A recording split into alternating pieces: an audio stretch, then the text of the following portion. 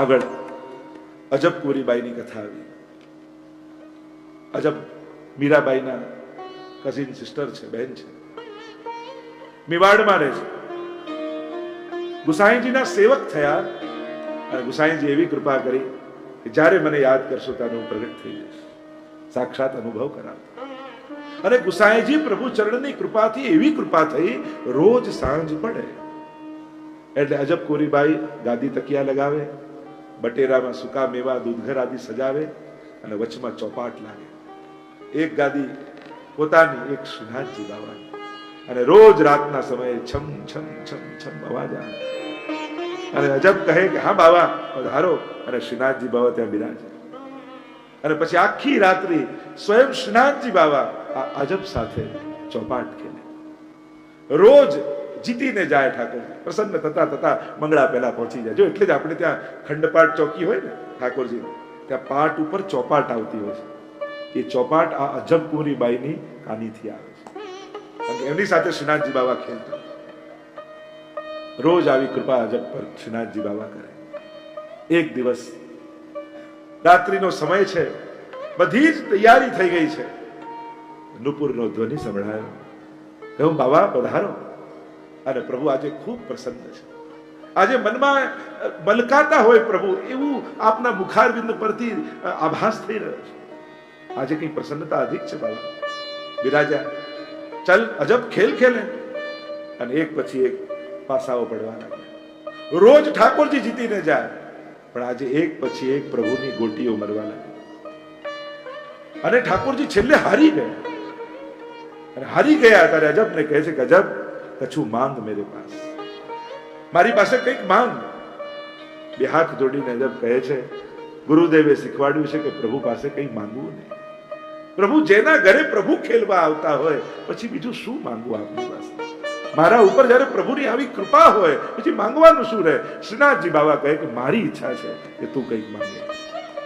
જયારે શ્રીનાથજી બાબાએ પોતે આમ કહ્યું ત્યારે અજબ કુંવરીબાઈએ કહ્યું કે આપ કહો છો બાબા કે હું આપની પાસે કંઈક માંગુ તો એટલું જ માંગુ છું કે આજ પછી કાયમ માટે આપ અહીં જ રહી જાઓ, અહીં જ રોકાઈ જાઓ. પ્રભુએ કહ્યું કે તુને ये कहा मांग लिया, ત્યાં શું માંગી લીધું?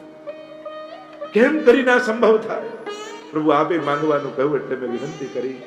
ત્યારે પ્રભુએ કહ્યું કે હા, તારો મનોરથ ચોક્કસ પૂરો કરીશ, પણ હજી 100 વર્ષ ઉપરાંત સમયની વાર છે. જ્યારે ગિરિરાજજી ઉપર વ્રજવાસીઓ મને અહીંયાથી કાઢવા માટે તત્પર થશે અને ત્યારે હું કાયમ માટે તારા ઘરે આવીને બિરાજીશ. અને આવું વચન સ્વયં શ્રીનાથજી બાબાએ આપ્યું. અને જ્યારે મેવાડ પાછા પધારશે શ્રીનાથજી બાબા, ભવ્ય મંદિર બનાવેલું છે ઉદયપુર ગસ્યાદીમાં, પણ ત્યાં સુધી મંદિર બનતું હતું ત્યાં અજબ કુંવરીબાઈની આ છપ્પરમાં, આ કુટિયામાં આવીને શ્રીનાથજી બાબા રોકાયા. અને પછી કહ્યું મારે તો અહીંયા જ રહેવું છે, અને એટલા માટે 4 ચોક કો મંદિર બનાયો और आप विराजे वालो छप्पर तले. તો જ્યાં અત્યારે નિજ મંદિર છે શ્રીનાથજીનું, એ અજબ કુંવરીબાઈની કુટિયા છે કે જ્યાં શ્રીનાથજી બાબા આવીને રોજ ખેલતા. અને એટલા માટે પોતાનું વચન નિભાવવા માટે શ્રીનાથજી બાબા ત્યાં આવીને રહ્યા છે. અને એવું કહેવાય છે કે પાછા શ્રીનાથજી વ્રજમાં પધારશે વર્ષો બાદ. એવું આપણે ત્યાં વચન છે કે શ્રીજી પાછા વ્રજમાં પધારે. હવે એમ તમે જો વ્યવહારિક દ્રષ્ટિની વાત કરો, એમ જોવા જાવ તો અત્યારે રાજસ્થાનમાં છે અને વ્રજ યુપીમાં છે. કોઈ ગવર્મેન્ટ વાળા, સ્ટેટ વાળા બીજા સ્ટેટમાં જવાતું. પણ એમ કહ્યું કે શ્રીનાથજી બાબા ક્યાં આવીને બિરાજશે? કે ગિરિરાજજીના પૂંછડીના ભાગમાં. અને પૂંછડીનો ભાગ આજે પણ રાજસ્થાન સ્ટેટમાં આવે છે. તમે ત્યાં જાઓ ને તો એ બોર્ડર રાજસ્થાનની આવે છે. હવે ક્યારે રાજ્યોના ભાગલા થતા હતા ત્યારે તો કોઈ પુષ્ટિ માર્ગી હતું નહીં એમાં, પણ ભગવાન પોતાની વ્યવસ્થા પોતે જ કરી લેતા હોય છે.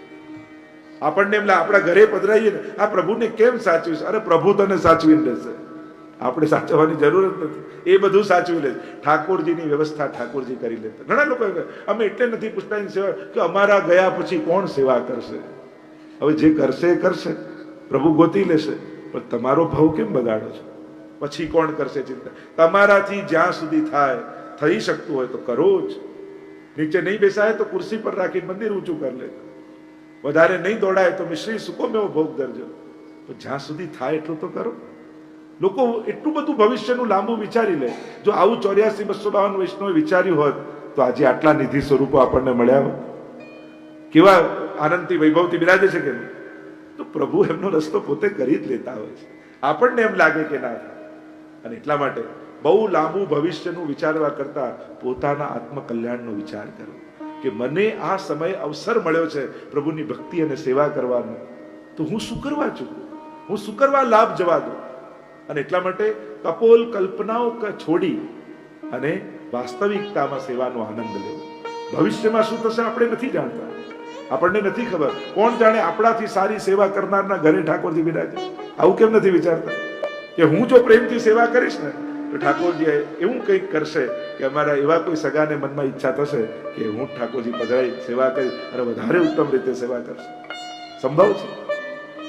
અને એટલા માટે નેગેટિવ વિચાર કરીને અલૌકિક કાર્યોની શરૂઆત નહીં કરે. પછી ઘરમાં કોઈ માનશે નહીં, મદદ નહીં કરે, સાથ નહીં આપે, કેમ કરીશ એવું કેમ ન વિચારે? ના, પધરાઈશ ને જોજો ધીરે ધીરે બધા માનવા લાગશે, ધીરે ધીરે બધાને ભાવ થઈ જશે, ધીરે ધીરે બધા સાથ આપવા લાગે. આવું વિચારીને કેમ નથી કરતા? તમે જે ખોટું વિચારીશું એવું જ થવાનું પાકું તમને ખબર છે ના? ભવિષ્ય માટે આપણે અજાણ છીએ, ખબર નથી આપણને શું થવાનું, તો પછી નેગેટિવના પક્ષે કેમ બેસી જઈએ? જે વસ્તુ માટે તમે શ્યોર નથી એના માટે નેગેટિવ કેમ થઈ જાવ છો? શ્યોર નથી, કમથી કમ એના પક્ષે તો પોઝિટિવ રહો, કારણ કે આપણને ખબર નથી. અને એટલા માટે જ્યારે પણ સારું કાર્ય કરવાના હો સારું વિચારીને કરો, ઉત્તમ વિચાર કરીને થઈ જ જતું હોય છે. બધી વસ્તુ ગોઠવાઈ જ જતું હોય છે. જેને પુષ્ટાઈને પધરાય કોઈને વાંધો આવ્યો આજ સુધી? તો કોઈને નથી આવ્યો તો તમારી જોડે ઠાકોરજીને શું વેર છે કે તમને વાંધો આવશે? તમને નહીં આવે, બધું ગોઠવાઈ જશે. કરશો તો બધા રસ્તા નીકળશે. પણ વ્યવસ્થા બધું ગોઠવાય પછી કરું તો ક્યારેય નહીં થાય, પણ કરશો તો બધું ગોઠવાવા લાગશે. અને એટલા માટે ઉત્તમ સંકલ્પો બને એટલા જલ્દી સિદ્ધ કરવા, કારણ કે આ જીવનનો કોઈ ભરોસો નથી. ક્યારે કઈ મોડમાં પેલા મહાભારતમાં પ્રસંગ કહેતા ને કે પેલો ભિક્ષુક માંગવા આવ્યો ને યુધિષ્ઠિર એમ કેવું કાલે આવજે, એટલે પેલો ભીમ ઢોલ લઈને વગાડવા લાગ્યો કે મારા ભાઈએ તો સમયને જીતી લીધો. યુધિષ્ઠિર બોલા અહીંયા શું મેં ક્યાં સમયને જીત્યો? કે તમે કહ્યું કાલે આવજે. શું કાલે સંભવ નથી કે પેલો ગુજરી જાય? કાલે સંભવ નથી કે આપણે મરી જઈએ? કાલે શું એ સંભવ નથી કે આપણે આપવા લાયક ન રહીએ? કાલે શું એ સંભવ નથી કે પેલો સુખી થઈ ગયો હોય? 25 વસ્તુ ગણાવી દીધી. ત્યારે યુધિષ્ઠિરે કહ્યું કે હાથ જોડીને હું ક્ષમા માંગુ છું, મારી જ ભૂલ હતી, તુરંત પેલાને બોલાવીને આપી દીધું. તો ભવિષ્યમાં આટલી બધી સંભાવનાઓ છે, તો પછી ભવિષ્ય ઉપર શા માટે મૂકવું? આજે થઈ શકતું હોય તો આજે જ કરો. હજી મનમાં જેને એમ હોય કે ના મારે સેવા કરવી છે, પ્રભુ પુષ્ટાવા છે ઘરમાં, પણ આ બધી વિપરીતતાને કારણે અને આવું વિચારીને બેઠા હો તો બહુ એવું ન વિચાર, શરૂ કર્યું. પ્રભુની કૃપાથી બધું થઈ જશે. અજબ કોરીબાઈ પાસે માંગ્યું છે અને અજબ કોરીબાઈએ ને વચન મળ્યું છે કે શ્રીનાથજી બાબા પધારશે, અને અજબ પ્રતીક્ષા કરવા લાગ્યા. દુર્ગાવતી રાણીએ સુંદર મથુરામાં સતઘરા બનાવ્યું છે. ગુસાઈજી અને એમના લાલજી સાથે, લાલજીઓ બિરાજે અને ભગવત સેવા કરે એના માટે. ગુસાઈજી એક દિવસ પરદેશ કરવા માટે પધાર્યા અને ખેલના દિવસો ચાલી રહ્યા છે. મહાવત સાતમનો દિવસ આવ્યો, આપણે શ્રીનાથજીનો પાટોત્સવનો દિવસ. અને ગિરધરજીને આજ્ઞા કરી કે બાબા મારે કાકાજીનું ઘર જોવા આવવું છે. સાથે લાલજી ગુસાઈજીને કાકાજી સંબોધન કરતા તો શ્રીનાથજી બાબા પણ કાકાજી કહેતા. અને ગિરધરજીને કહ્યું મેરે આપકો ઘર દેખવે આના, મારે કાકાજીનું ઘર જોવા આવવું છે. અરે આપને કઈ રીતે ત્યાં પધરાવી જાઉં? મારી ઈચ્છા છે કઈ પણ કરો, મને સદઘરા જોવા આવવું છે કે નવું ઘર કાકાજીનું કેવું બન્યું છે. ગુસાઈજી તો પરદેશ વધાર્યા છે, પ્રભુની આજ્ઞા થઈ અને કહેવાય છે કે ગિરધરજી પોતાના ખભા ઉપર શ્રીનાથજી બાબાને પધરાવી અને મથુરા પધરાવી ગયા. અને અહીંયા તો સાથે લાલજી વહુજીઓને સમાચાર, બેટીજીઓને સમાચાર મળ્યા શ્રીનાથજી બાબા આપણા ઘરે પધારી રહ્યા છે. આનંદ આનંદ થઈ ગયો. વહુજી બેટીજીઓ દહેલી જ માંડવા લાગ્યા, સાથિયા પુરવા લાગ્યા, દીવડાઓ પ્રગટાવવા લાગ્યા, બંધનવાર બાંધ્યા છે. શ્રીજી આપણા ઘરે બિરાજવાના છે અને ખેલના દિવસો ચાલી રહ્યા છે. શ્રીનાથજી ખેલ ખેલવા પધારી રહ્યા છે. આનંદ આનંદ સાથે વહુજી બેટીજી લાલજીઓ બધાને થઈ ગયો છે. વહુજીઓ નિત નવીન સામગ્રીઓ સિદ્ધ કરી રહ્યા છે. શ્રીનાથજી બાબા બિરાજ્યા છે. ખેલના દિવસો છે, મહાવત સાતમનો દિવસ છે અને રોજ નવા નવા ખેલ થાય, નવી નવી સામગ્રીઓ, નવા નવા શૃંગાર વહુજી બેટીજી ધરી રહ્યા છે. શ્રીનાથજી બાબા આનંદ કરી રહ્યા છે અને હોળી ખેલના દિવસોમાં શ્રીજી સાથે હોળી ખેલી રહ્યા છે. અહીંયા ચારે બાજુ હોરી ખેલ, ફેંટ ભરી ભરી શ્રીનાથજી બાબા ગુલાલ ઉડાડે છે, અબીર ઉડાડે છે. મથુરામાં જેટલા જેટલા ખેલવાળા હતા, નાટકોવાળા હતા, ભવાઈવાળા હતા, એ બધા ખેલો સ્વાંગ લઈ લઈને શ્રીનાથજીની આગળ રોજ નવા ખેલો કરવા લાગે. એવો આનંદ આનંદ શ્રીનાથજી બાબાને થઈ રહ્યો છે. અને જોત જોતામાં આટલા મહિનાઓ પસાર થઈ ગયા. રોજ ચતુર્ભુજદાસ ગિરિરાજજીની ઉપર ચડીને જાય અને શ્રીનાથજીના મંદિરના દ્વાર બંધ જુએ. હૃદય ભરાઈ આવે, પાછા મસ્તક નીચા કરીને ઘરે આવે. દિવસો વીતી રહ્યા છે, ત્યાં સર્વસ્વનું સમર્પણ ગુસાઈજીના લાલજીઓએ કર્યું. ઘરમાં જે કાંઈ હતું એ બધું શ્રીનાથજીને કરી દીધું. આ જે શ્રીનાથજીનો વૈભવ દેખાય છે એ બધું ગુસાઈજીના પરિવાર દ્વારા સમર્પિત કરેલું છે. સર્વસ્વનું સમર્પણ. એક ચૂક રહી ગઈ બેટીજીના નાકમાં, અને એ પણ ઠાકોરજીએ માંગી લીધી. બધાને પોતાનો પરિવાર માનીને શ્રીનાથજી બાબા રહ્યા છે, આનંદ કરી રહ્યા છે. બધાના સઘળા મનોરથો પૂરા થયા છે. અને અહીંયા ચતુર્ભુજદાસનો વિરહ પ્રબળ થતો જાય. આજે ધીમે ડગલે ગિરિરાજજી ઉપર ચડતા ચડતા કદાચ આજે શ્રીનાથજી બાબા પધારી ગયા છે. અને ભાવ રાખીને જ્યાં આવ્યા, જુએ તો તાળા મંગલ થયેલા છે. હૃદયમાં એવો ઉત્કટ ભાવ થયો, આંખમાંથી અશ્રુ ધારા વહેવા લાગી. એક ક્ષણ આપના વગર રહેવું સંભવ નથી. ગોવર્ધન વાસી સાવરે લાલ કીર્તન ગાન કર્યું છે. 2 માસ અને 21 દિવસ શ્રીનાથજી બાબા સતગરામાં બેઠા. જ્યાં પુકાર ચતુર્ભુજદાસે કર્યો, ઠાકોરજી વ્યાકુલ થઈ ગયા. ક્લિષ્ટમાનાન જનાન દૃષ્ટ્વા કૃપાયુક્તો યદા ભવે. હૃદયમાંથી પ્રગટેલો એ તાપ પ્રભુને પ્રગટાવી દેતો હોય છે. શ્રીનાથજી વ્યાકુલ થયા અને ગિરધરજીને કહ્યું, ગિરધર अब મૂકું વાપસ જાનું, મારે હવે પાછા જવું છે. અરે બાબા આપ વિરાજો, જે સુખ આપ આપી રહ્યા છો આ તો દુર્લભ સુખ છે. આવું સુખ અમને ક્યારે મળશે કે આપ અમારા ઘરે બિરાજીને આ રીતે અમારી સેવાનો અંગીકાર કરી રહ્યા છો. ના ગિરધર, મારે હવે પાછા જવું છે. ફરી ગિરધરજીએ કંધા પર લઈ અને નરસિંહ ચતુર્દશીના દિવસે શ્રીનાથજી બાબાને પાછા ત્યાં પાટે પધરાયા. એટલે 2 વાર રાજભોગ એ દિવસે આવે. ગુસાઈજી પધાર્યા અને એમને સમાચાર મળ્યા કે આ રીતે શ્રીનાથજી બાબા પોતે સતગરામાં પધાર્યા હતા. અને ત્યારે શ્રીનાથજી પાસે જઈ વિનંતી કરી છે, બાબા આપ તો કૃપા કરનારા જ છો, પણ કલિયુગમાં આ રીતે પ્રગટ થઈને કૃપા કરશો તો આ જીવો એ કૃપાને ઝીલવી નહીં શકે. સમય આવ્યો છે, વીત્યો સમય. ગુસાઈજીને નિત્ય લીલા પધારવાની આજ્ઞા થઈ. ગુસાઈજીએ સાથે લાલજી, વહુજી, બેટીજીઓને બધાને શ્રીજી દ્વાર બોલાવ્યા છે. શ્રીનાથજીની સન્મુખ બધાને ઠાડા કર્યા. 2 હાથ જોડીને શ્રીજીને વિનંતી કરી કે બાબા આ ઉભો છે એ મારો પરિવાર નથી, એ તો આપનો પરિવાર છે. આજ સુધી આપની સેવાનો પ્રયાસ કર્યો કે કોઈ શ્રમ ના આપને થાય, પણ ભવિષ્યમાં કોણ જાણે આવી સેવા થાય ન થાય. પણ બાબા વચન આપો, કદાચ કઈ ત્રુટી રહી જશે મારા પરિવારથી, તોય મારા પરિવારને આપ પોતાનો પરિવાર માનીને ક્ષમા કરી દેશો. અને ત્યારે શ્રીનાથજી બાબા એટલું બોલ્યા, હા કાકાજી, આપને વચન આપું છું, આપના બાળકો ડાબા હાથે જારી ભરશે તોય પ્રેમથી હું આરોગીશ, પીઠ દઈને ઉભા રહેશે તોય મારો પ્રેમ એમના માટે ઓછો નહીં. કારણ આ પરિવાર આપનો નહીં, આ તો મારો પરિવાર છે. એમ કરીને મેં એમને જાણ્યા છે. મેં ક્યારે એમને જુદા ગણ્યા નથી. હું તો દરેક વલ્લભ કુલમાં આપને જોઉં છું કાકાજી. વચન આપ્યું છે. અને ગુસાઈજી પ્રભુચરણ ગોવિંદ સ્વામી અને ગિરધરજીને લઈ ગિરિરાજજીની તળેટી પાસે આવ્યા. ગિરધરજીને કહ્યું, તમે અહીંયા જ ઉભા રહી જાઓ. પોતાનો ઉપરણો વૃક્ષ ઉપર લટકાવી અને ગોવિંદ સ્વામીને લઈ શ્રી ગુસાઈજી સદે ગિરિરાજજીમાં પ્રવેશ કરી ગયા. બોલો ગુસાઈજી પરમ દયાળ કી જય. ગુસાઈજી પરમ દયાળ કી જય. ગુસાઈજી પરમ દયાળ કી જય. આવા પરમ દયાળ ગુસાઈજી, જેનું હૃદય એટલું કોમળ છે. વાર્તા સાહિત્યમાં તો 252માં તમે જુઓ, એટલે કુંજરીને સોનાની જારી આપી દીધી. કેટલા જીવોને કૃષ્ણદાસ અધિકારીએ 6 માસનો વિયોગ કરાવ્યો.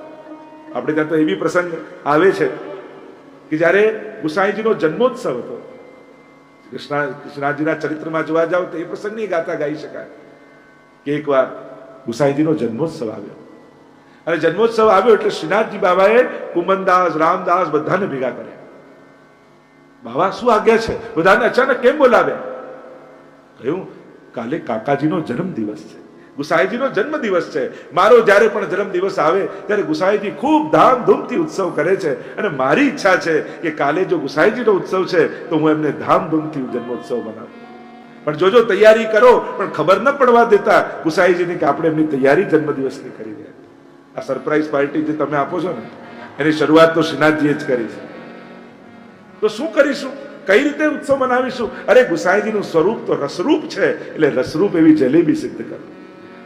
દ્રવ્ય ક્યાંથી આવશે? કુમનદાસ કે હું મારી પાડાને વેચી દઉં, એનાથી 4 આના મળે, પેલો કે હું 2 આના આપીશ, પેલો કે હું 4 આના આપીશ. એમ કરીને થોડા દ્રવ્ય ભેગું થયું, એનાથી બધું જ સામગ્રી સિદ્ધ કરી, ખાંડ, ઘી બધું ભેગું કર્યું અને આખી રાતની ભીતરિયાઓને કહ્યું બને એટલી જલેબી સિદ્ધ કરો. 1 2 2.5 1 2 2.5 કહીને જલેબીઓ સિદ્ધ થઈ રહી છે. ટોપલા ને ટોપલા તૈયાર થઈને ભંડાર ગૃહમાં રખાઈ રહ્યા છે અને શ્રીનાથજી બાબા મનમાં આનંદિત છે, મારા ગુસાઈજીનો જન્મ દિવસ છે. રોજ રાજભોગ સુધીનો ક્રમ પહોંચીને પછી ગુસાઈજી અહીંયા શિંગાર કરવા માટે આવે અને અહીંયા તો આખી રાત્રિ ગુસાઈજીના જન્મોત્સવની તૈયારીઓ થઈ છે. સવાર પડી એટલે બધા જ વૈષ્ણવ આવી ગયા, બંધનવાર બાંધવા લાગ્યા. ગુસાઈજી પધારતા હશે એની તૈયારીઓમાં નાચી રહ્યા છે, કૂદી રહ્યા છે, જન્મોત્સવનો હર્ષો ઉલ્લાસ મનાવી રહ્યા છે. ગુસાઈજીનો પ્રાગટ્ય ઉત્સવનો દિવસ આખા વ્રજમાં આનંદ વ્યાપ્યો છે. ગુસાઈજીની એવી કૃપા દેવી જીવો પર છે અને સ્વયં શ્રીનાથજી બાબા જે આ ઉત્સવ મનાવવાના છે. આ ઉત્સવના પ્રધાન મનોરથી તો સ્વયં શ્રીજી છે. બધી જ તૈયારીઓ થઈ ગઈ છે, ગુસાઈજી જાણતા નથી. અને નિત્યની જેમ ગુસાઈજી પ્રભુ ચરણ ગોકુલથી અશ્વ પર સવાર થઈને પધારી રહ્યા છે. રાજભોગ ધરવાનો સમય છે અને કહ્યું ભીતરિયાજીને લાવ સામગ્રી પધરાવો. અને પછી તો ભીતરિયાજી સામગ્રીમાં જલેબીના ટોપલાના ટોપલાના ટોપલાના ટોપલા, એકની ઉપર બીજો, બીજાની ઉપર ત્રીજો, આખા ટોપલાઓથી આખું નિજ મંદિર ભરાઈ ગયું. ગુસાઈજીને આશ્ચર્ય થયું, આજે કયો ઉત્સવ છે કે આટલી સામગ્રી સિદ્ધ કરી છે? અને ત્યારે શ્રીનાથજીએ કહ્યું, કાકાજી આપકો જન્મદિન કી બધાઈ હો. બધાઈ. ત્યારે ગુસાઈજીને યાદ આવ્યું, કરે મારો જન્મદિવસ છે. ત્યારે કહ્યું કે મારો જ્યારે જન્મોત્સવ આવે, પાટોત્સવ આવે ત્યારે તું આ ખૂબ ધામધૂમથી બનાવો છો, બધાને પ્રસાદ લેવડાવો છો, મોટો ઉત્સવ કરો છો. આપનો જન્મદિવસ ઈચ્છા મને મનાવવાની હતી અને એટલા માટે મેં આજ્ઞા કરી છે. આપ કોઈને ખીજાતા નહીં. મેં જ કુમનદાસ, રામદાસને આ સામગ્રીઓ બનાવવાનું કહ્યું છે અને આપના જન્મોત્સવે બધાને પ્રસાદ કણિકા મળે એ રીતે મારે જન્મદિવસ મનાવો છે. શ્રીનાથજી બાબાના ચરણોમાં ગુસાઈજી પડી ગયા, વિનંતી કરી, કૃપાનાથ આપ તો કૃપાળુ છો, મારો જન્મદિવસ આપ મનાવો. હા, આજ પછી આપના જન્મદિવસ ઉજવાશે પ્રતિવર્ષ. એટલે જ આપણે ત્યાં વલ્લભકુલના જન્મદિવસ શ્રી ઠાકોરજીના મનોરથની આજ્ઞાથી એ રીતે મનાવવામાં આવતા હોય. શ્રીનાથજીના પ્રસંગોમાં તો અનેક ચરિત્રો શ્રી ગુસાઈજી અને ઠાકોરજીના સાથે જોડાયેલા છે. કેટલા ભગવદીઓ ગુસાઈજી થકી શ્રીજીના શરણે આવ્યા છે. માધુરીદાસની વાર્તા આવે છે ચરિત્રમાં. આ માધુરીદાસ એટલી સુંદર ફૂલોની માળા બનાવતા, જ્યાં રાજભોગ કે શિંગાર સમયે દર્શન કરે અને કોઈ જડતરનો અને સુંદર હાર હોય ને એને જુએ, નંગથી જડેલો, અને બીજા દિવસે ફૂલોથી એવો જડતર જેવો જ હાર બનાવે અને એવા સુંદર બનાવે કે શ્રીનાથજીને પણ ધરવાનો ખૂબ આનંદ આવે. ગુસાઈજી પણ ખૂબ પ્રશંસા કરે. એકવાર માધુરીદાસના મનમાં આવ્યું કે રોજ હું દર્શન કરી અને પછી માળા બનાવું છું, આજે એવી માળા બનાવું કે જેની જડતરની પણ માળા ન હોય. અને આમ વિચાર કરી માધુરીદાસ પોતે માળા બનાવવા બેઠા. પણ કઈ સૂજે જ નહીં.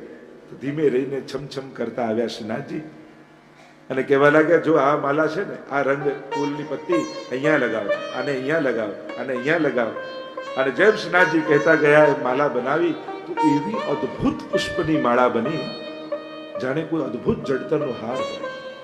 માલા સિદ્ધ તો થઈ, પણ માધુરીદાસને એમ થયું કે વસ્તુ તો ઉત્તમ છે, પણ કોઈ ઉત્તમ શ્રી હસ્તે જો અંગીકાર થાય તો ઠાકોરજી રાજી થાય.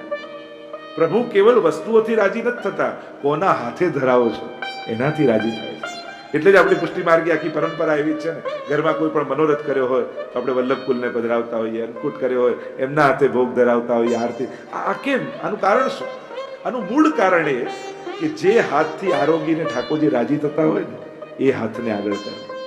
હું તો હંમેશા બેઠકજીમાં પણ કહું ને, હું જ કરી લઉં, હું જ ધરી લઉં, હું જ ભરી લઉં, એવો દુરાગ્રહ નહીં. જે હાથને ઠાકોરજી ઓળખતા હોય ને એ હાથથી થાળી ભરાવે. એટલે કે જે હાથથી અધિક સેવા પ્રભુની થઈ હોય ને એવાને આગળ કરી અને આપણે હાથ લગાવો. પુષ્ટિ માર્ગમાં હાથ લગાવવાનો વિવેક છે. બધું જ હું જાતે કરું ને આ તો પેલા એ ભરી, મેં તો ભરી નથી, એવી હોડ નહીં લગાવો.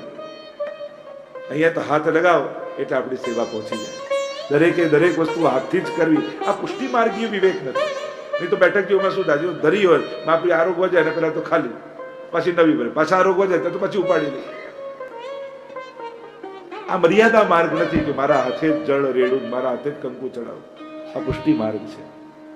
અહીંયા ઠાકોરજી કૃપા કરવાની શરૂઆત પાછળથી કરે છે. એટલે કદાચ જો એમ લાગે કે હું દર્શનમાં આગળ છું ને કોઈ માજીને દર્શન નથી થતા અને ધીમે રહીને ખસી જઈએ અને એમને દર્શન કરવા દઈએ, એ દિવસે ઠાકોરજી બહુ રાજી થાય. નજીક જવા કરતા પાસે પહોંચતા શીખો. આપણને ધક્કો મારીને નજીક જતા આવડે છે પણ ઠાકોરજીથી કેટલા દૂર થઈ જઈએ. પાસે કઈ રીતે પહોંચાય? છેલ્લે ઉભા રહીને પણ પાસે પહોંચી શકાય જો આ ભાવ હોય. એમ પ્રસાદ ખૂટે એવો છે એમ લાગ્યું, આપણે દ્રષ્ટિ જોઈ લીધું અને ખાલી થાળી મૂકીને નીકળી જઈએ ને એ દિવસે સાચો પ્રસાદ લીધો કહેવાય. કે ચલો હું લઈશ તો એક વૈષ્ણવ રહી જશે, એના કરતા હું છોડી દઉં અને કોઈ વૈષ્ણવને લેવા દઉં. લાભ લેવો પુષ્ટિ માર્ગ નથી, લાભ આપવો પુષ્ટિ માર્ગ છે. આ જો વિવેક સમજાઈ જઈશું તો આ બધું શાંત થઈ જશે. હું કરું એ જે વાત છે એ પુષ્ટિ માર્ગ. અહીંયા તો લાભ આપો. જ્યારે તમારા થકી કોઈને દર્શન થાય ને ત્યારે એની આંખમાં ઠાકોરજી તમને જોઈ લેતા હોય કે આ મારી સામે ઉભો છે પણ એને કારણે ઉભો છે. અને હાથ પહોંચે ત્યાં સુધી જ આશીર્વાદ નથી જતા હોતા, દુઆ પહોંચે ત્યાં સુધી આશીર્વાદ જાય. આપણને લાગે ઠાકોરજીનો હાથ તો આટલો જ છે તો મારા સુધી ક્યાં પહોંચે, લાવ નજીક જાઓ. આશીર્વાદ આ રીતે નથી પહોંચતા હોતા. પ્રભુના દિલમાંથી નીકળે તો દિલ સુધી પહોંચી જ જતા હોય. તમારી સામે પણ ના આવ્યા હોય તો આશીર્વાદ તમને ગોતી લે. એક વ્યક્તિ ટ્રેનમાં બેઠો તો બારી પાસે અને એક ફકીર આંધળો આવ્યો, કહ્યું કે કંઈક પૈસા આપો, કંઈક તો આપો ખાવા. એટલે બર્થ પર જે સૂતો તો એને 1 રૂપિયો આપ્યો બારીવાળા પાસે અને એને કહ્યું તું આપી દે. અને પેલા બારી પાસે બેઠો તો એને 1 રૂપિયો આંધળા ફકીરને આપ્યો. એટલે પેલો આંધળો ફકીર આશીર્વાદ આપવા લાગ્યો, તો ખૂબ સુખી થાય, તારા બાળકો સુખી થાય, ધન વૈભવ રહે. એટલે મેં પૈસા નથી આપ્યા, આ ઉપરવાળાએ આપ્યા છે. પેલો કે હું આંધળો છું, મારા આશીર્વાદ આંધળા નથી, એ તો જેણે આપ્યા છે ત્યાં સુધી પહોંચી જ જવાના. એમ તમે સામગ્રી કોઈને ખબર ન પડે એ રીતે ભંડારમાં પધરાઈ હશે ને, કોઈને ભલે ખબર ન પડે, શ્રીજીને તો ખબર પડી જ જાય છે. મુખમાં મુકતા જ તમને યાદ કરે કે આ સામગ્રી તો આની છે. અને એટલા માટે આ જે વૈષ્ણવતાના વિવેકો છે એ જો સમજી જઈશું તો સાચા અર્થમાં સેવક બની શકીશું. તો પ્રભુની ખૂબ નિકટ. ભલે તમે શૃંગાર નથી કરી રહ્યા, આપણે તો વાર્તા પ્રસંગ નથી આવતું, પેલા સસરાજી શૃંગાર કરતા હતા અને વહુ બાર બુહારી કરતી, એટલામાં કોઈ મળવા આવ્યું કે અને શેઠજી શૃંગાર કરતા કરતા શું વિચાર કરે, આ જોડા સીપા ચપ્પલ સીપા આપી છે, હજી આપી નથી ગયો મોચી. અને બાર વહુ બુહારી કરે છે એને કોઈ પૂછે છે શેઠજી ઘરમાં છે, એને કહ્યું ના એ તો મોચીની દુકાને ગયા છે. અને પેલા ઉકળતા ઉકળતા બહાર આવ્યા કે ઠાકોરજીને શૃંગાર કરું છું, ક્યાં મોચીની દુકાને છે. ક્ષમા કરજો સસુરજી, આપ બેઠા ભલે ઠાકોરજી આગળ હતા, મન તો મોચીની દુકાને છે. પેલી વહુ ઘરની બહાર આંગણામાં હતી તો એનું મન ઠાકોરજીમાં હતું, પેલા ઠાકોરજીમાં હતા છતાં મન બહાર. અને એટલા માટે અહીંયા નજીક નિકટતા પ્રભુની કેમ મળે, કેમ એની નિકટતા કેળવી શકાય, એનો વિચાર બહુ મહત્વ. ડિસ્ટન્સ ઘટાડવાની જરૂર નથી. વિવેક વગરનું મળેલું પણ અપરાધ છે. હવે શ્રીનાથજીના દર્શન ખુલ્લા હોય, તમે નાથા દ્વારા ગયા, એકદમ તમારા મનમાં આવ્યું અને કૂદકો મારી નિજ મંદિરમાં ચડી ગયા અને દોડતા જઈને શ્રીનાથજીના ચરણ પકડી લીધા. હવે આ પાપ કહેવાય કે પુણ્ય કહેવાય? શ્રીજીના ચરણનો સ્પર્શ કરી લીધો તો આ દોષ કહેવાય કે ગુણ કહેવાય? પાપ કહેવાય કે પુણ્ય? શ્રીજીના ચરણ પકડવા દોષ કહેવાય?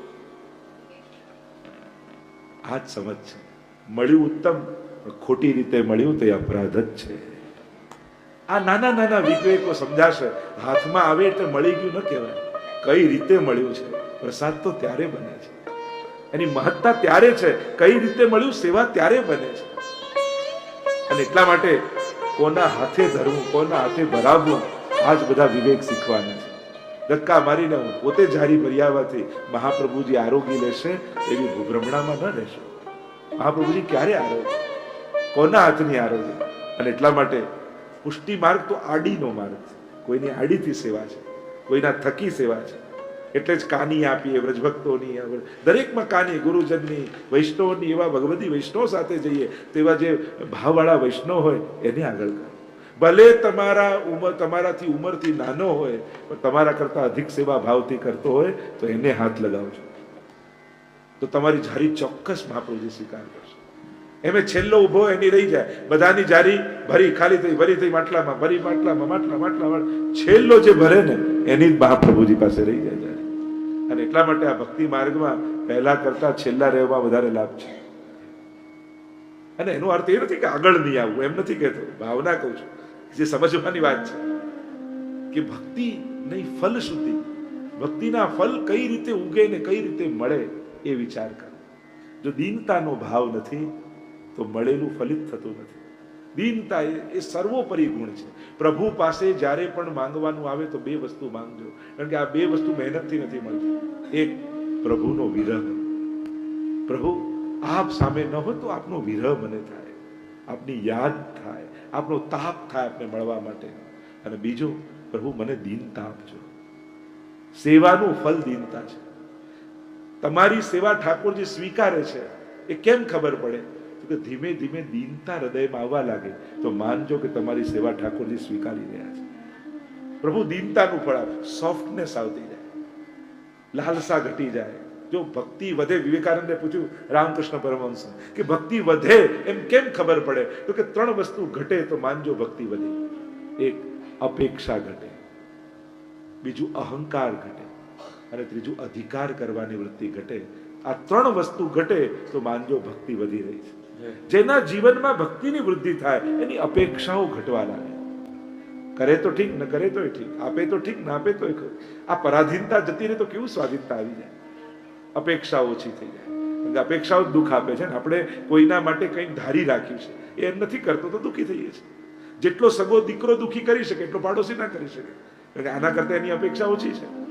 પાડોશી જેટલો દુઃખી કરી શકે એટલો અજાણ્યો ન કરી શકે, એના કરતા એની અપેક્ષા ઓછી છે. જેટલી અપેક્ષા જ્યાં ઓછી હશે એટલું દુઃખ આપવાનો અધિકાર આપણે એને ઓછો આપીએ છીએ, અને જ્યાં અપેક્ષા વધારે હશે ત્યાં દુઃખ આપવાનો અધિકાર વધારે આપીએ છીએ. તો આ ગણિત છે જીવનના. અપેક્ષા, અધિકાર કરવાની વૃત્તિ ઘટે, અહંકાર ઘટવા લાગે.